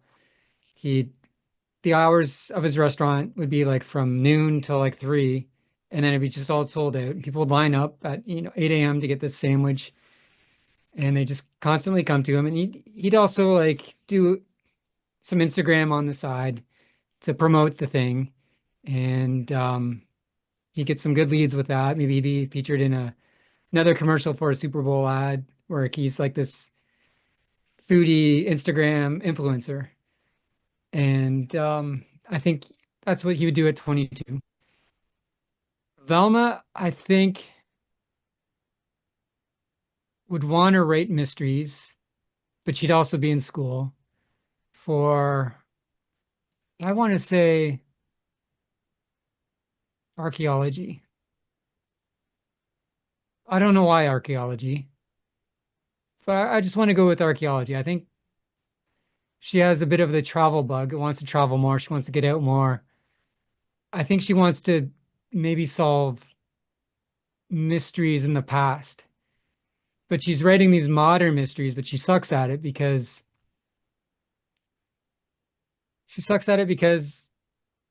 she sees the answers before everyone else does, and she doesn't know how to hide them. So I think later on she'll write about these past mysteries and can build up the drama, and she can be like a really great forensic archaeologist writer. But she's also working at a used bookstore at this time to help fund her degree. Freddie, I want to say, is in engineering. And I think he doesn't necessarily want to do traps, but maybe engineer security devices, safes, maybe. And because he's in school, he's need a job. I like the escape room thing. I like the used car thing. I can't decide on either. Maybe a bit of both. Maybe he's doing cars because he's a go-getter. Maybe he's doing the escape room thing. I like both ideas. I think they're both fantastic. I think all the ideas you put out were fantastic. Um, Daphne, yeah, influencer. That's another thing. I can't pick between what you two wrote. I can't think of anything better. Um, she does like makeup. She does like pretty things. Influencer is definitely the way. Um, but I also see like I see her volunteering her time maybe at an animal rescue or something because she's got like a big heart. We know she loves animals too. So I think she's got that wealthy background, but maybe I don't think she's going to use that to not work. She might just put her time into volunteering if we go by her wealthy background theory or persona. And I can see her starting maybe some sort of charity, but it's not focused on her. And she probably doesn't want her name attached to it. And she's probably not going to use her influence to push that. I think it's more of kind of like Bruce Wayne, where he just has his hands in different things. I think she might do that and just hire people to deal with these charities that she trusts. And yeah, with Scooby, I'm where both of you are too. Like what both of you said, it's a happy marriage between that two. I don't mean to sell out. I just those are both great ideas, and I can't pivot away from it. That's what I'm going with at that age. Okay. Also, I'm sorry, can we just add one more? Hmm? The Kardashians, but it's Scooby. Maybe that's how they do it, is that they get picked up as teens to star in their own reality series and they're set for life. Reality Yep. shows, they ruin people. But they don't have to. See, the Scooby Gang could show you how to do it without that happening. Has there ever been a reality show that didn't ruin people? Joel, you know everything about everything. Surely there's something. No, I think it ruins you. Yeah. That's not my knowledge coming out. That's just my bias. Yeah. I think we need them to stay away from reality shows. I like the idea, and the reality show could fund their adventures too, right? What about like this? Okay, it's still, I would still qualify this as a reality show, but definitely not in the style of Kardashians. But what about them being on some kind of show like Guys Grocery Games? Like Okay, a a show. game show, like some type of game show that would be geared towards them, where maybe like they're hosting, Fred could be the cameraman. Yeah, they Yeah. could all be like running the show and each have their own job. That I could see as a game show, yeah. And in a grocery store would be great, except for Shaggy and Scooby would be in the corner eating all the food. Yeah. Does technology make solving mysteries easier or harder? Joel? Yeah, a bit of both. Bit of both. It depends on the problem. It depends on, I think with technology too, like if you look at Angela Lansbury, what's her name on the show? I forget her name on the show. Is that her Jessica name on the Fletcher. show? Sorry, Wendy? Jessica Fletcher on Murder, She Jessica Wrote, Fletcher. right? Yeah. The names are both interchangeable to me. I get it right. I'll say Jessica Fletcher from like a movie Angela Lansbury was in. I'll say, oh, Jessica Fletcher's in this, and then I get it wrong the other way. Um, these elderly ladies are the best mystery solvers because they learned the mystery, all the tricks, and they evolved with the tricks as time passed. So I think if you're learning with technology, you think you're smarter than everyone because you have the latest advancements, but you're not smarter than everyone else because you're missing out on like the 60 years of how people were getting away with things before, and you're not thinking of anything outside your technical bubble. So I think if you gave Jessica Fletcher a smartphone, she wouldn't rely on it, but she could think of maybe great ways to be a little more efficient in solving the mystery quicker. But if you give a teen a cell phone and ask them to solve a complicated case, they're not going to have much luck. I think for me, the hardest part about technology is that it's so easy to get lost in scrolling, like through Instagram or something. Or you're looking something up, but then you end up in like this rabbit hole that you just have no clue how you even got there, but you're there. And, you know, it's kind of like wasting time because you're not doing what you're supposed to be doing, because now you've like gone down this hole that 2 hours have gone by and you don't know where all this time went or what you were doing in that 2 hours other than scrolling. So, Wendy, does technology make solving mysteries easier or harder? Yeah, I think it's also very dependent on like what tech you're talking about. And I feel like when it comes to technology, my own opinion is that the biggest downfall that everyone makes is that they treat new tech as a replacement for everything old, as opposed to supplementing what you already have.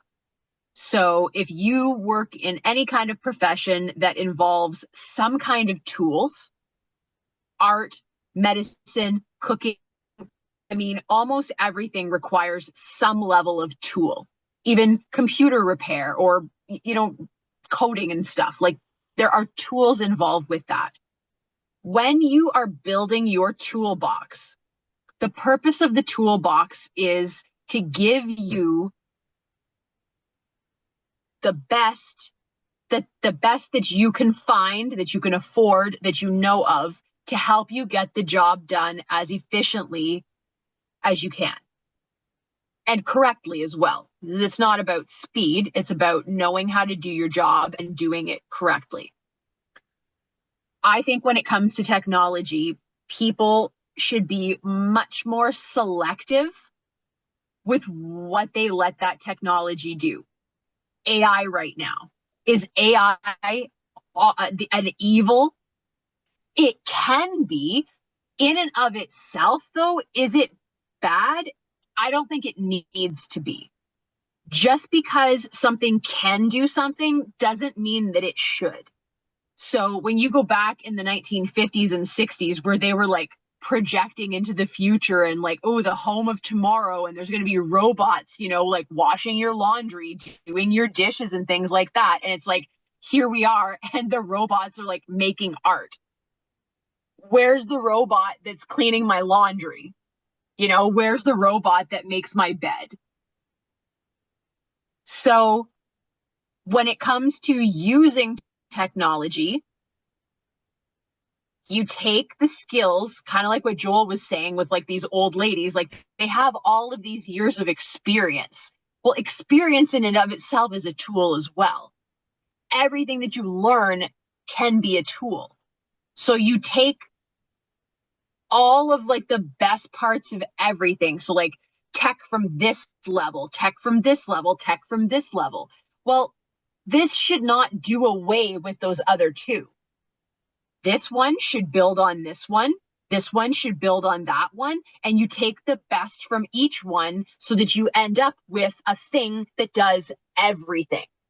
This that you have in 2026 should not just do 2026 things. It should also be able to do 1969 things, 1980 things, and brand new 2026 things. But that's not how technology works. That is not how people treat it.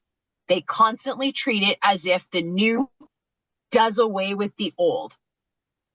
So I think if it came to the Scooby Gang, that they would be much more discerning and they would be taking the best that every generation of tech had to offer to build their toolbox to serve them the way that they need the tech to serve them. So if you rely too much on the 2026 tech and you pretend like everything that came before it is obsolete, yeah, you're going to get lost scrolling your phone, and your attention span is going to be that big. So, I'm trying to solve a mystery and all of a sudden I'm watching cat videos on Instagram for 3 hours. That's no good. So some tech is good and makes things easier, and some tech is not. When it comes to the Scooby Gang and solving mysteries and things like that, obviously advancements in DNA tech, amazing. Solving cold cases from decades ago, that is positive tech. Use that. Do they need their smartphone though to do research? They don't really. It's good for some forms of research, but sometimes you just need to go to some place that has actual paper and you need to look stuff up like that. I don't know how often this happens, but it's a lot, in my opinion, it's a lot harder to take a bunch of actual paper files from 20 years ago and alter them than it is to hop on a Wikipedia page and be like, whoop, whoop, whoop, change. Oh, I'm going to say this. Oh, I'm going to say that. Who's writing it? You don't even know. What can you even trust? So that side of the tech, I think that entertainment tech should be over here, and actual tech for doing things like tools should be over here. And I do not think that they should be mixed. And I do not think that one should overshadow the other one. So I think when it comes to the Scooby Gang, that they would be smart about it. The tech that they need, they're going to use, and the tech that is not going to serve them well, they're not going to bother with it. They don't need the tech to solve the problems. But if there are pieces of technology like DNA that make what they're doing easier, then of course they're going to use that. So yeah, so it's sort of like a two-ended question where some tech will make it easier and other tech will make it harder. Yeah, I agree with that. Does constant connectivity remove suspense? Joel? Yes. So they're going to have to go remote areas. I want to say far away from satellites, but Elon Musk has shot so many satellites into our stratosphere. It's virtually impossible. But I guess cell phone tower, I don't know. It does. It's a problem. And I think the modern audience craves entertainment where constant contact isn't on display because they want to get away from doom scrolling and rage bait and such. I've noticed a difference. I've started going back to the theater. I started to stop a log because you go see a movie and people are on their cell phones. And it's very distracting when you're in dark theater and you see a light come on and you see another light come on. And the last 3 movies I've seen over the past 3 years, that's not happening because I think people just want a break from their phones. And I think maybe we'll want to see stories where maybe cell phones aren't on display. Maybe we want to see stories where people are going to the library. The library offers more than just books. I mean, librarians have always embraced technology. It's the place you can go if you had no money and get on a computer and print your resume and go on the internet. And there's microfiche, and a lot of that hasn't been translated to the internet. There's a lot of stuff in the archives. And I think kids love kind of older technology, like people born after the VHS age are collecting VHS tapes, and cassettes are selling big time now. And kids love the tactile experience and they just want stuff that isn't digital. So I think I've strayed so far from your question, Nikki, I forgot what it was, but yes, whatever I said to, yes, it's whatever, I forget. This constant connectivity removes suspense. It does. Yes. Wendy, your thoughts on that? I think the best example of that, and like, yes, I would agree with that too, is binge watching. I know that there are still plenty of TV shows that are not set up for binging. You know, once a week there's a new episode and stuff. But I also hear a lot of people complaining about that. Like, oh, that's boomer stuff. Blah, blah, blah. Like, I want to sit down and spend like 16 hours binge watching a new season of a show in like one day. Well, I understand the appeal of that. I mean, that doesn't fly at my house because my dad is like, no, one episode of whatever it is, and that is it. Nothing else. Like, he most of the time won't, even if it's just like a 2-part episode of like NCIS and he doesn't want to watch them together. He wants to save one for the next night. But everything today is so like, I want it and I want it now. And that, just the spirit of that, I think, is detrimental in every way, shape, and form, and in every walk of life. Yes, in particular, when it comes to like what we're talking about, there is no suspense when you're constantly connected. Everyone wants it to be like, you know, I watch it and then immediately like hop online. What are other people saying about it? What did everybody else think about it? And it's almost like, do people not know what to think about things anymore? Because everything is so fast paced, and they've learned to like embrace that it's like, okay, I just saw this, but I don't know what I think. I need someone to tell me what I think. And so they hop on and it becomes like a group event. I've never understood that because I'm not a group minded person. I don't care what anybody else thinks about it. I don't care what other people's opinions are about things. Like, I don't need to know. You have your opinion and that's great. And I have mine and that's great. I don't want to like watch stuff with other people. I don't necessarily want to, I mean, sometimes it's nice to like share notes and things like that. But like all the time though is, I don't know. I'm not into that. But like, even like, let's put it in the scenario of a Scooby-Doo episode, Nikki's question. If the gang were in the haunted house searching for the ghost and they all had their phones out and they were like live streaming it, and, you know, people are watching like the live stream and they're like, oh my gosh, behind you, there's a shadow, blah, blah, blah. I heard a knock. It might still be scary, but like, is there suspense in it though? I mean, it does, like, it tamps it down quite a bit and changes the experience. I think that patience is a virtue, and not everything needs to be like that. You like calm down, slow down, build the suspense. I'm going to get it wrong, but there's like this fantastic Alfred Hitchcock quote. The quote is, there is no terror in the bang, only anticipation of it. And if you think of any of those Hitchcock movies, or honestly, a lot of those old movies where they're called suspense movies for a reason. It's the build up to it. It's what you don't see. It's like you're waiting for something to happen. If you never have to wait for something to happen because something is happening like every second, there is no anticipation.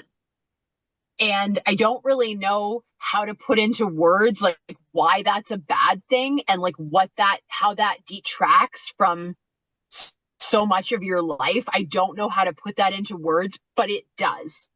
It does. There is definitely like, savor things. We're looking at it in you know, the case of like a mystery kind of thing, but like broaden that to just like savoring something, because as soon as it's over, it's over. It's like, you know, you have plans with somebody and the anticipation of the plans, like you get more and more excited, and then you do the plan, you do the thing, and you have a great time, and then it's over and you're like, oh, and you just like drop right off on that. But leading up to that was like magical, and there was something very positive in that. So yes, that was a really long way to go to be like, yes, Nikki, what you said, 100% agree. Yes. I agree with the binge watching that, because there, you know, especially the last show of a season, and there's that cliffhanger, but then you don't really feel that suspense if you can just go and watch the next episode because it's available. So yeah, I definitely get that. And to put it in real people terms, if you have your cell phone, I feel like you feel safer, whether you're driving somewhere or you're walking somewhere. I feel like people feel safer having their phone because no matter what, they can call someone if they have to. And people think that if they're on the phone with someone, that they're safe, right? Nothing's going to happen to them. No one's going to hurt them because you're talking to someone on the phone. And in reality, I don't think that's true. But I think that as humans, we feel safer knowing that we have a way to connect to somebody else. Very, very true. Which gang member thrives most in 2026? Joel? Good question. It's a good question. I'm gonna say Velma. Why Velma? I'm gonna pick Velma. You could make a case for everyone or anyone, any of the gang. But I'm gonna go Velma because I don't think she'd rely on AI.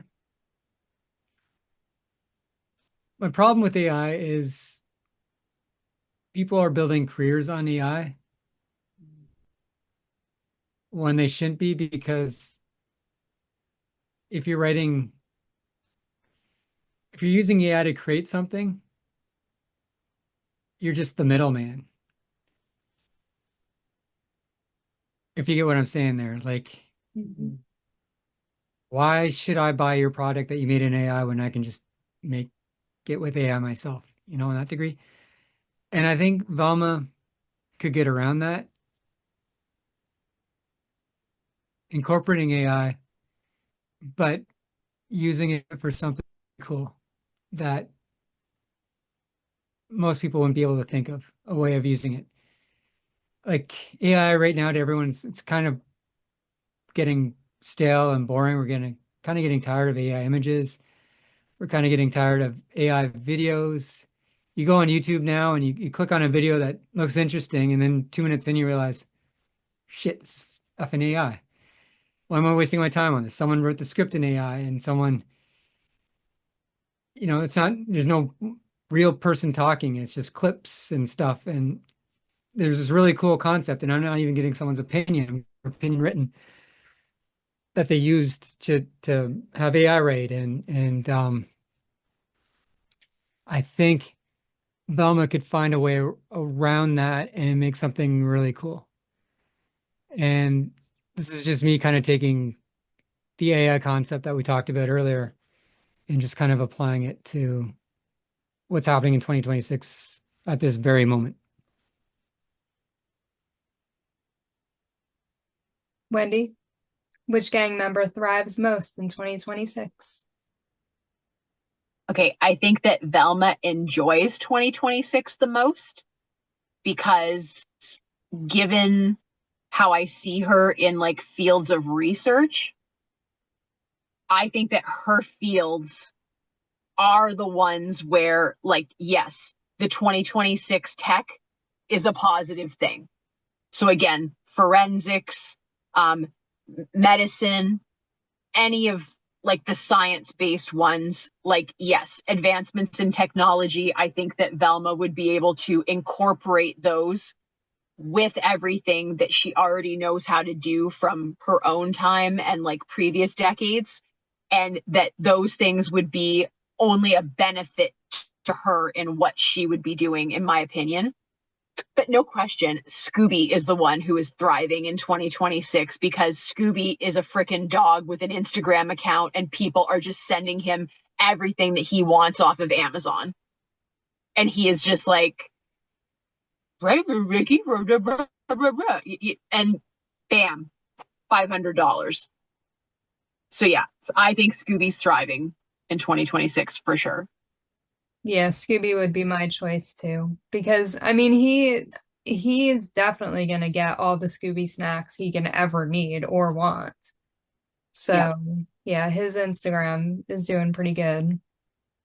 Yeah. And then he's also getting invited to like Guy's Ranch Kitchen, where all of the famous chefs are like whipping up different flavors of Scooby snack for him. And he's like the special celebrity guest. I mean, the dog is like, I mean, forget Scooby-Doo Goes Hollywood 1979.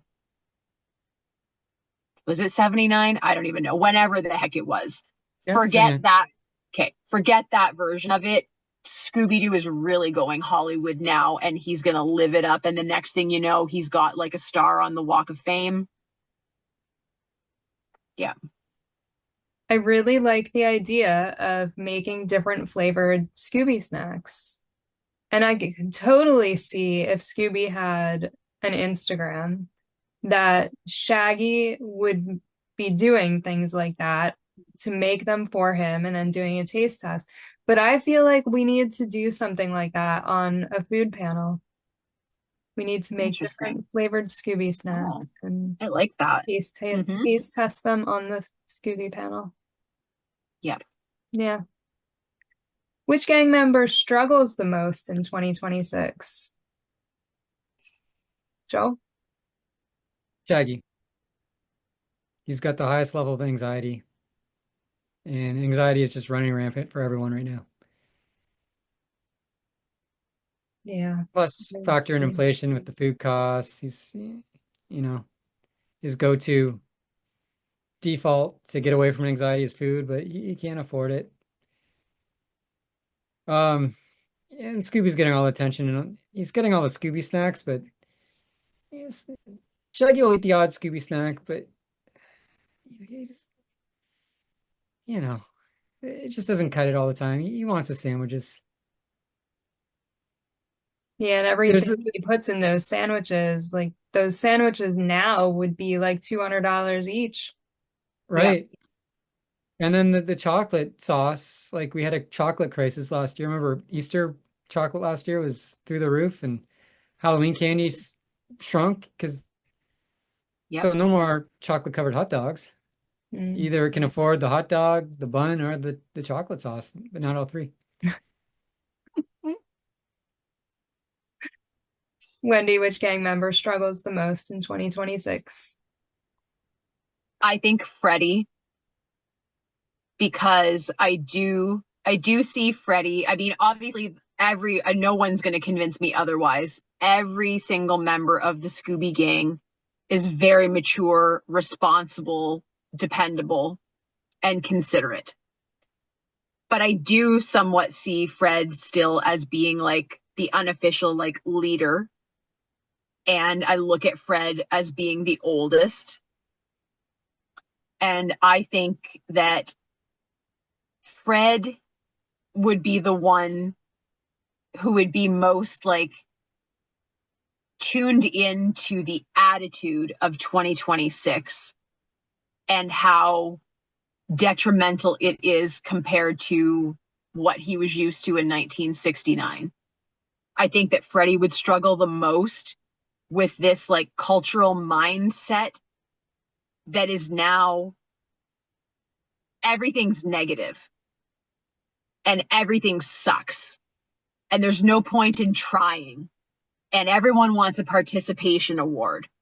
And I think Freddie would have a really hard time accepting that reality and would instead be trying to hold on to the idea that no, you aspire to be something better than you were yesterday and you work hard and you don't get something for nothing and the world does not owe you anything if you want respect, then you treat others with respect. Respect is something that is earned. You don't just get it because you exist. And if you treat other people badly, you might get a smack in the mouth, or someone's at least going to tell you, like, hey, stop that. You're not being very nice. Whereas today, it's almost encouraged that you be nasty to people. Like, everyone hides behind their screen and they say whatever they want, as if there isn't like an actual human being on the other side of what's being said. And I think that Fred would take like a huge affront to just the attitude of people in 2026 and be like, what is this? Like, how did this happen?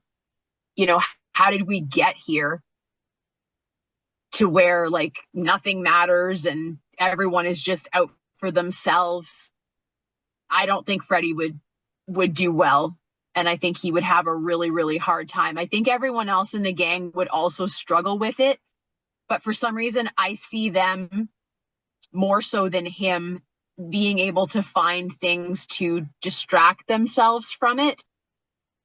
Things that they could like pour their interest in. I mean, Velma, I could see her. I like what Joel said earlier about, like forensic archaeology and stuff.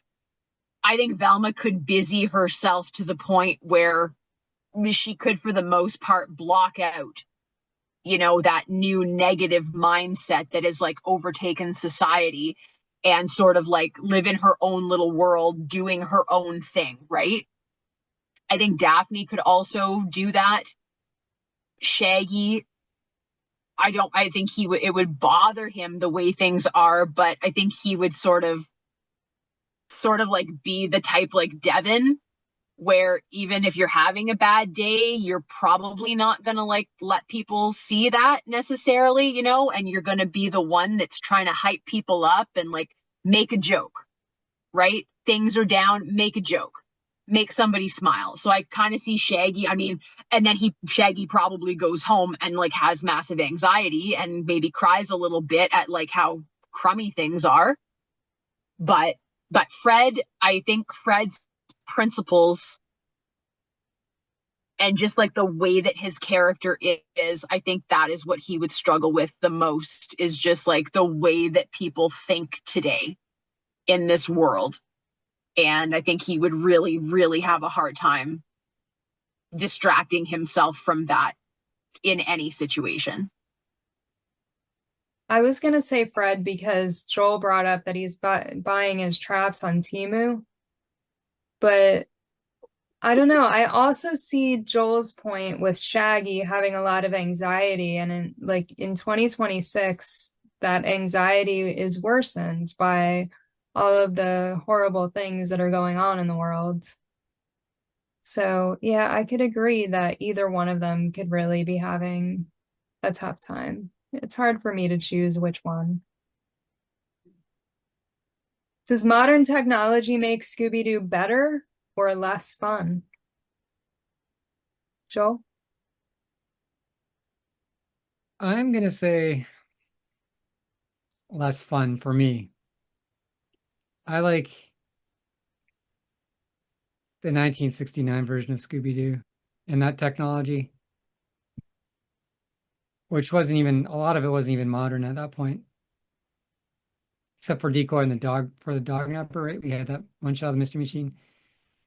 But all the like the villains and stuff, the old-timey ghost stuff, the projectors were all tricks from the vaudeville age, right? Like the 20s and 30s, mirrors and reflectors and things. And I'm not against technology. I love technology. I'm not, you look at the Amish and they just cut it off at electricity or something. I'm not going to cut it off at AOL online, right? I've embraced AI. I like it. But I don't really necessarily want to see the technology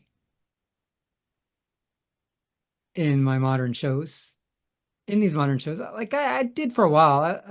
I know you two didn't like Black Mirror, but I liked it because it was a commentary on modern technology and how it's shitty. And I think back then, people thought modern, like even, when the calculator came out, people were like, this is the worst thing possible. People don't know how to do math anymore. And they were right, but I think I saw a meme today is like my calculator history is more embarrassing than my search history. Because you're just doing like what's 2 + 4, like you kind of go to that. But I just love old technology. I'm fascinated with it. I like the old timey stuff, and I'd rather see episodes focused on like where we're kind of stuck in that 1969 era, where we're kind of stuck in that Nancy Drew era. I like that, and I think a lot of people do that too. Like you look, I collect comic books, and modern comic books, the most popular titles are like X-Men 90s, because you had that 90s X-Men show, and people just love the 90s. They love 90s technology. I love 90s technology. I love seeing 90s technology in TV. Like you hear the internet noise. You watch an old movie from the 90s, you hear that internet noise, or you see someone go on that blocky monitor that's 12 inches and they're doing research and they don't even have Google back then. It's some made up search engine. I love it. I love living in that era, and I love living in this era, but I'd rather see older technology. I think it's more fun. Wendy, does modern technology make Scooby-Doo better or less fun? Oh, way less fun, 100%. Because honestly, and I'm also not against technology. I just wish that people would be more selective with what they do with different forms of it. But at the end of the day, technology, my opinion, technology or the use of technology stifles creativity. And in a modern Scooby-Doo, you do not get to see the gang, in my opinion. You don't get to see them being as creative. They are not having to think as much. They are not having to put things together as much. And for me, that's the fun of it. It's watching them go out and do the thing. They're not asking their computer to do the thing. They are not having something else or someone else do the calculations for them. You can watch them calculating things on the spot, whether it be something mathematical or scientific that Velma is putting together, or whether it is simply observing your surroundings and drawing a conclusion based on what you see. And tech, in a lot of ways, is designed to do that for you. The purpose of a lot of tech is to eliminate the need for us to do that form of thinking on our own. Well, why can't we just have a machine do it for us? Well, yeah, and that's very convenient in a lot of ways, but it's not a lot of fun to watch, at least not for me. I would rather see people thinking. Your brain is the computer. You don't need an external one. Like, you go out, you find the place, you have an adventure, you solve the mystery. You don't need a machine. You don't need other people. Use your brain. Use your brain. I don't really think it's fun watching a computer do something. Where's the fun in that? And unfortunately, in like a modern day Scooby, I think that there's a lot of things that they wouldn't have to do themselves anymore. And I don't know, I would rather see the gang wandering around some kind of haunted castle, tripping all over the place and getting tied up and pushed in front of things, than I would watching them like sit at a table at the coffee shop on their phones and their laptop, doing the solving mysteries like a podcast kind of thing, like looking up stuff on the internet, solving it right then and there. Like, I don't know, to me that would not be, I would not enjoy that. I don't think it would be fun to watch. The fun comes from the adventure, and in some ways tech can, I guess, provide adventures for you, but I mean, tech also is what gives you the adventure here. Like, again, it's amazing that like you can pull up a video of Rome on your computer and like walk through the streets, right? that's incredible, because how many of us can afford to like hop on a plane and go over there and do that for real? But I don't think that that necessarily will ever replace the experience of literally going to a place and experiencing it. I think that anyone will probably tell you, I mean, other than my dad absolutely would disagree with me on this, but I don't know that anyone would be like, oh yeah, that computer tour that I took of this place was better or just as good as when I actually went there. You know, I have seen thousands of classical paintings online, and they're beautiful. But let me tell you, the first time that I walked into a room, a dark room with a painting that was 9 feet tall, and I stood in front of it, I stood less than 12 inches away from it, and I experienced it. Oh, let me tell you, the screen is nothing. You cannot even compare those two things. One is an experience and one is simply a picture. And it really does like boil down to that. And so the gang, for me, the fun of it is watching them have the experience and then having that experience with them. But it's if they also were not actually doing the thing, it's just a bunch of pictures, and like it might be nice, but it's not going to be as fun. I think the technology would also make them interact differently. And the way that they interact, I feel like, is a big part of how they're solving mysteries. You know, they're working off of each other. They work really well together. But would bringing in all of the technology that's available make them still work well together, or would it feel more like they're just kind of in the same room doing things, but they're not really interacting like they normally would? Right. Last question. Is Scooby-Doo timeless because of the characters or because of the format? Joel? I don't want to pull what is it, Switzerland, and say both, but I'll pick a side, I guess. I'm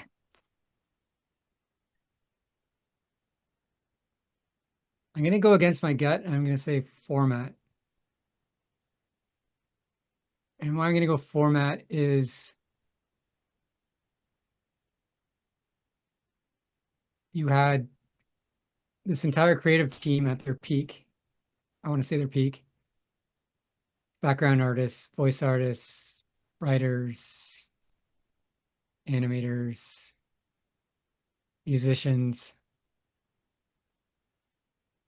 And I think you probably could have had that original Scooby-Doo concept. Not that I want to live in that world, but with the sheepdog and those characters that were originally designed, and it still would have worked pretty well as a series. I don't know if it'd go on to be one of the biggest franchises that we've, it's 57, going on 57 years, 58, I can't remember anymore. Scooby-Doo, I guess 57, yeah, 69, yeah, 57. I'm gonna go format just because I love those characters. I don't want to live in the reality where we don't have those characters, but I think the success is that just the talented creators, when you look at the Scooby-Doo series, all those people credited and all those people that probably were not credited either. I'm sure there's a lot of people who had to, put their stamp on it in their own little way, made it what it is, and we owe a lot to those people. Wendy, is Scooby-Doo timeless because of the characters or because of the format? I think Scooby was originally successful because of both, but I think he is timeless because of the characters. But not just the characters, but specifically the character of the characters. If, in my opinion, if the Be Cool Scooby characters, and I'm not talking about how they look. I mean like the inside character and integrity of the actual characters here. Forget about what they look like. If the Be Cool or the Mystery Incorporated Scooby Gang were the originating series or the originating version of those characters, I do not think that they would have gone beyond the run that those individual series did. I do not think that Scooby would be timeless if those characters that way were the only way that we knew Scooby. I think that the only reason that those characters ever had the opportunity to see the light of day is because the original character of the characters was what it was. And that is why, in my opinion, much like the Twilight Zone, you can imitate it all you want, but you cannot duplicate it or replicate it. Scooby, modern, and again, it's just my opinion, and I know people don't like it. In my opinion, the only reason that modern Scooby was ever even allowed to be a thing is because original Scooby was timeless. We have seen so many shows, even by Hanna-Barbera, and done maybe not by exactly the same team that did Scooby, but a lot of the same people, Bob Singer, Ewo, you know, a lot of the same people working on many, many shows. And they tried to replicate the formula. They kept the formula the same or as close as they could. And it just didn't quite work. It was fun and people liked it, but it wasn't timeless. There are umpteen different series that we could point to that follow very closely to the Scooby formula with nowhere near the success that Scooby had. So I think that the integrity of those characters is what makes it timeless, and why no matter what people do to Scooby now, I mean, I wish they'd stop. I wish they'd stop doing things to him. But I think that it was such a unique way of creating those characters, like giving them, people say, oh, they don't have any personality. That's baloney. Giving them the personalities that they had, giving them a level of integrity that I don't think any other cartoon characters have, was something that was relatable, but also inspirational and aspirational, whether it was something that was obvious or not. I mean, are kids watching a cartoon being like, I want to be just like that, or taking away the lessons, like mentally being aware of it in the moment? Probably not. But they were written that way, and that was the outcome. That's why we're talking about it now. I don't think that we'd be talking about Be Cool Scooby-Doo like this in another 50 years if original Scooby wasn't a thing. Not that it wouldn't be entertaining, not that it's garbage, I'm not saying that, but the integrity of those characters is, I think, what makes them timeless and will keep them timeless. And I think that it was so extraordinary that in spite of the garbage that people are trying to do to it today, like the Velma series, you know, how they are just determined to degrade the integrity of those characters, it's short-lived. It's short-lived, and you will never kill Scooby's spirit. You can throw mud on it, you can drag it through the dirt, you know, you can bury it in a hole, but you can't dull Scooby's shine, because Scooby's shine comes from inside of him. And that is due to all of those people that originally had anything to do with making him a reality, because that was people taking their passion and their love of life and their concern for children, their concern for society, and being like, let's make this and let's make it really cool. And bam. Did they know it was going to be that? I doubt it. Was it lightning in a bottle? Absolutely. But I don't think that would have happened if the integrity of those characters had been anything different. Because I think we saw enough series that came after that tried to replicate it, and they just couldn't do it. It was a once in a lifetime thing, but I mean, the proof is in the pudding. It made him timeless. We're still talking about it nearly 60 years later. You know? And it is those characters that like stay with us. Sure, we remember some of the scenarios and things like that, but at the end of the day, like, I'm a Daphne, I'm a Fred, I'm a Velma.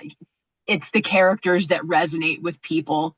And I think he'll continue to be timeless, but he wouldn't have been if modern Scooby is where it started. I don't think so. I do agree that the characters make it timeless because everyone can relate to one of the characters. And like you said, them changing the characters, people take offense to it as if they've just like degraded their sister or brother. Right. You know, it's you want the characters to stay the same because that's what you like about them. You like who they are. You don't want them to be whatever Velma was. Yeah. You want the characters to be decent people, to be people that you could look up to, people that you can relate to. You know, they're not doing all these wild and crazy things. They're just a bunch of friends that are solving mysteries. And I think that's what that is what makes it timeless. But I can also see the format as well, because when they change the format, people get upset about that as well. So maybe it's just the whole package. Maybe it's just Scooby-Doo, Where Are You? Everything about it just makes it timeless. And when you stray from any of that, it just angers people. Some people. What are your final thoughts on if the gang would survive in 2026? Joel? I learned that 2026 Scooby has an OnlyFans account.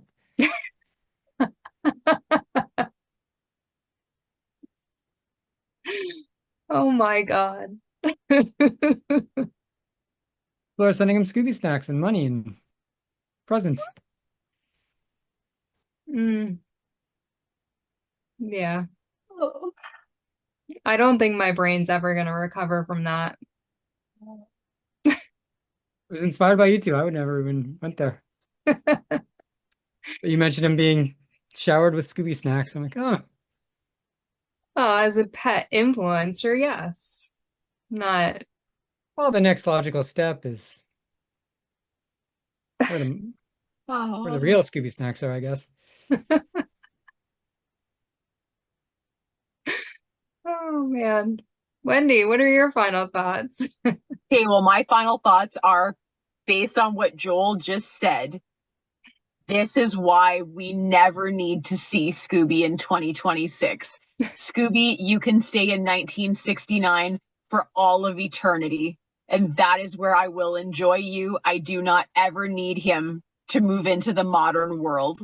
Let's leave Scooby in his time period and let's not deviate from that, because we don't, what just Joel just said, we don't need it. No, ever. 1969 forever. Peace. Yeah. I think that one of the things with Scooby is that they don't need fancy things to make it work. You know, the characters themselves, the format, solving a mystery, unmasking the villain. The villains themselves are, you know, the costumes are great. And Joel made a comment that the villains would be so much different in 2026 than they were in 1969. And that, I think that is true. You almost don't even need a villain costume. So I think 2026 would ruin the gang. And I think that they are much better off 1969. Yep. Yeah. All right, we're going to wrap things up. Thank you guys for playing along because I didn't send you anything except for the title of the episode. Yep. You very much appreciate it. Let everyone know where they can find you on social media. Wendy? On Instagram, I'm at WENDYBRYDGE. My blog is wendylovesjesus.wordpress.com. And you can also find me on Twitter X. I'm Wendy Loves Jesus. I wish you could find me in 1969, but unfortunately, Joel has not invented a time machine yet, and my time scepter behind me needs new batteries or something because I've been trying to make it work and I'm still stuck here in 2026. Joel? You can find me on Planet Scooby, but if you are in 1969, you can find me at the New York Library in the rare book section where they have all these selections in the basement of New York Library. They have these books where you have to like sign up for it in advance, and you have to get someone to go down to that basement and they have to get that specific book, which only has like one copy of it. There's only one printing. It's all handwritten, leather binding. These books are from like the 1500s to onwards. That's where you'll find me in 1969. And you can find all my links on ScoobyAddicts.com. Make sure you get a time machine because you're going to need it to find Wendy and Joel. Let us know your thoughts on if you think the Scooby Gang would survive in 2026. And thank you for joining us for another Scooby Panel. Thank you for tuning in to another Scooby Panel. I'm Nikki Blake from ScoobyAddicts.com. If you like these panels, please subscribe to my channel for more great discussions. A huge shout out to our patrons, Julie Rosen, Ross from ScoobyFan.net, Tagus, Garrett Spencer, Paul the Scooby Dude, and Jesse. If you would like to support the Scooby Panel, please go to patreon.com/ScoobyAddicts. A very special thank you to artist, blogger, and Scooby collector Wendy BRYDGE, and Joel from Planet Scooby. Scooby Panel is available in podcast form on most podcast platforms, or as a web series on YouTube. You can find Scooby Panel on Instagram, Facebook, and X as @Scooby Panel. We are part of the Collector's Maze Network, where you can find all things geek. Scooby and Shaggy were voiced by Scott Innes. Check out Scott's website, onescottshop.com. Scooby Addicts artwork by Will Davenport. Scooby Panel logo by Garrett Spencer. Video editing by Nikki Blake. Please join us next time for another Scooby Panel.